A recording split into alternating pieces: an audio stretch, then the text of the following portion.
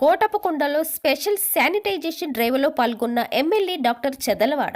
నరసరావుపేట మండలం కోటప్పకొండలో త్రికోటేశ్వర స్వామి తిరునాళ్ల సందర్భంగా రెండవ రోజు కొండపై స్పెషల్ శానిటైజేషన్ డ్రైవ్ నిర్వహించారు.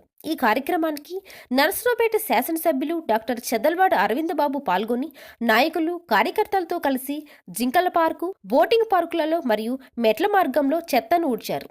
పరిసర ప్రాంతాలను పరిశీలించారు. ఈ కార్యక్రమంలో టీడీపీ, జనసేన, బీజేపీ కూటమి నాయకులు, కార్యకర్తలు పాల్గొన్నారు.